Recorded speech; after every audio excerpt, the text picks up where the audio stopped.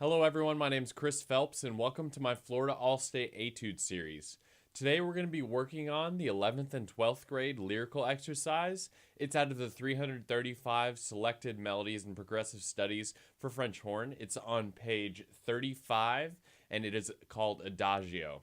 Remember, if you like this video, go and hit the subscribe button at the top, hit the like button at the bottom of your screen, and ring the bell at the top so you get notifications of when I put new All-State videos online. Let's get started.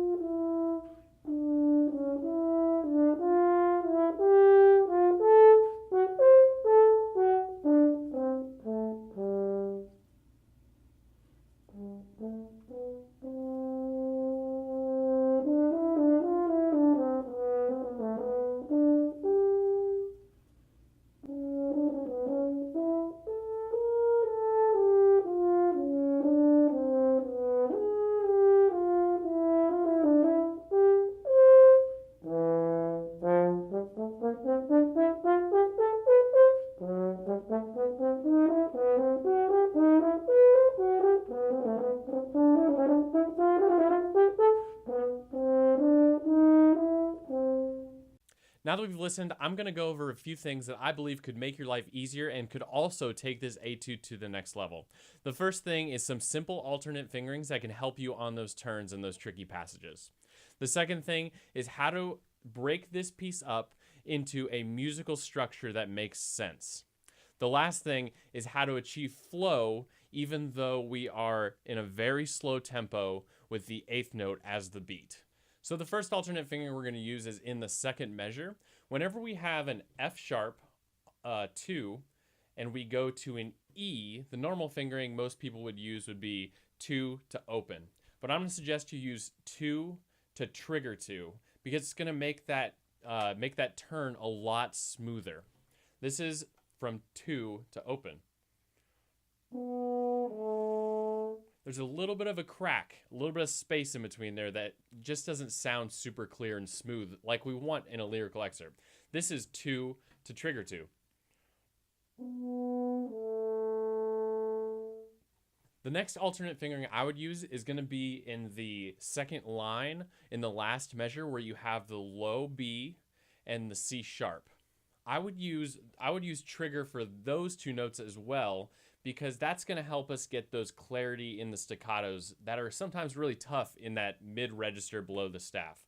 So for the B, I would use trigger 2, just like you would use it in the B in the middle of the staff. And then for C sharp, I would use trigger 2-3, which is going to, again, help us get that really clear staccato sound that we want. C sharp's a really tough note to do on the F side, short. If we use trigger 2-3, it's going to add more clarity. The reason it adds more clarity on the trigger side of the horn is because it's smaller tubing. Whenever we use smaller tubing, it's going to add a little bit more clarity. I also might use that trigger 2-3 fingering in the last line, first measure, where we have to leap from that G on top of the staff to the C sharp below the staff. That again will help to get that clarity we need in the mid register. The last alternate fingerings I would use are going to be in the turns in the second to last measure. In that second turn, I would start adding some alternate fingerings, and the only one we're really going to change from normal is going to be that G sharp. The G sharp is going to be trigger 2. So then we get a nice easy turn from A to B, trigger 2, back to A, trigger 1, 2. G sharp, trigger 2. Back to A, trigger 1, 2.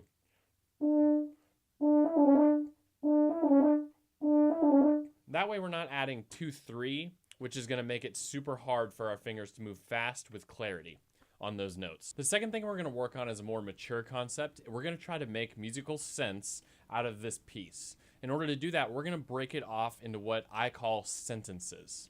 It's the same concept as if we were speaking, if I was speaking to you. We want to put periods and commas where we think phrases end and they're interrupted. So let's take the beginning. Where do you think our first period is? For me, I would put that first period in measure 8 because it's when we get that final feeling of resolution. And it sounds like this. This is the second line.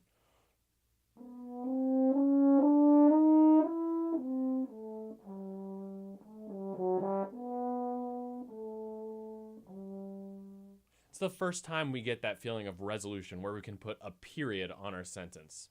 So now that we have periods, we want to add commas. Where do you think the first comma would be in this sentence?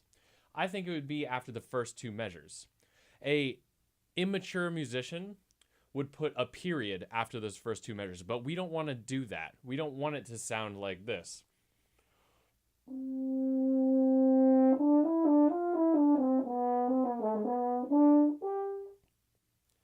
There's no comma there. We're not leading on to more music. We want to lead the judges.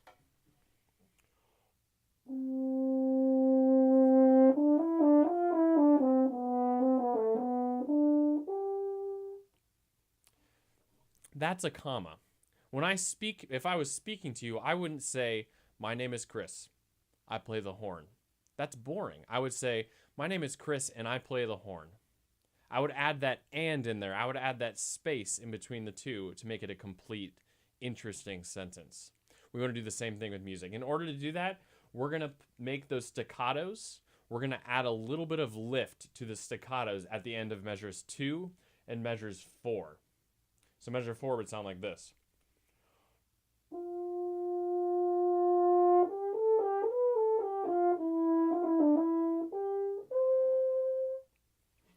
As well as a little bit of decrescendo leading into the end of those. And that's going to create the comma we want. And then when we get to measure 8, that's when we can put the period on the sentence. Going forward, the same exact thing can be shown after the repeat. We don't want that phrase after the repeat to end after the first 2 measures. We want it to continue forward all the way to 1, 2, 3, 4, 5, 6, 7, 8 after the repeat, where we have that descending arpeggio.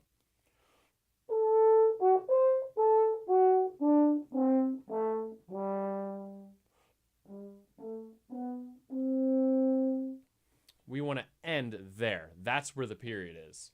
A immature musician would end 2 bars after the repeat.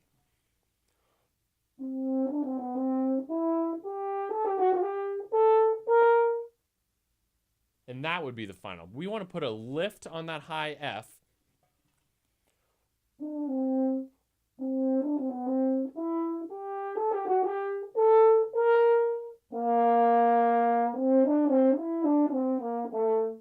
So that it doesn't seem like we're ending the piece right there.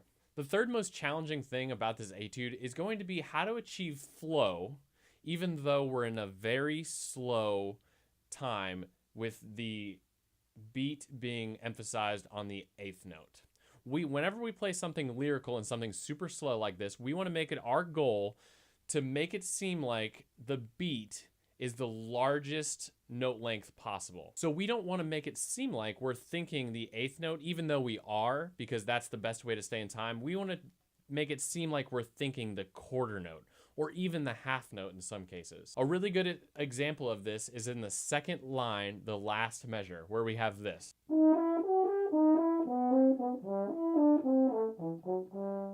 It's going to be really easy for a lot of students to try to emphasize the beginning of each slur.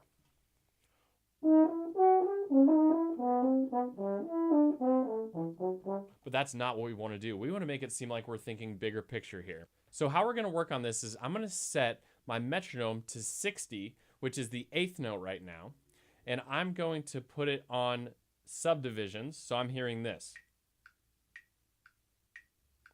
And I'm going to play that last measure of the second line.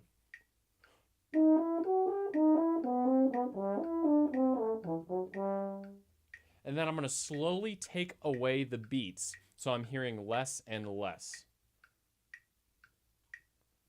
Now all I'm hearing is the 8th notes.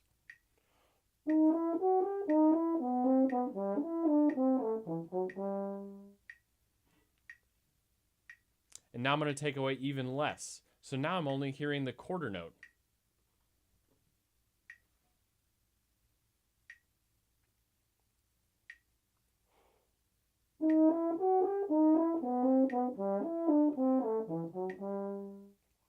And I want to make sure I'm blowing air all the way through that line so it seems like I'm flowing a lot more.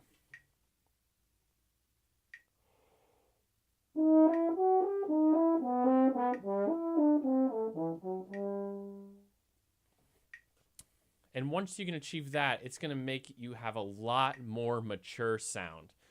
The point is that we don't want to hear every single beat. We want to hear an overall arch.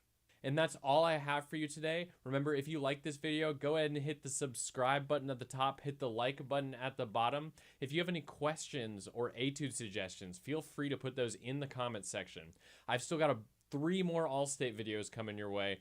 We've got middle school technical, 9th and 10th grade technical, and 11th and 12th grade technical. Remember, follow my Instagram, Chris Phelps Horn on Instagram for more tips and tricks. I cannot wait to see you guys next time.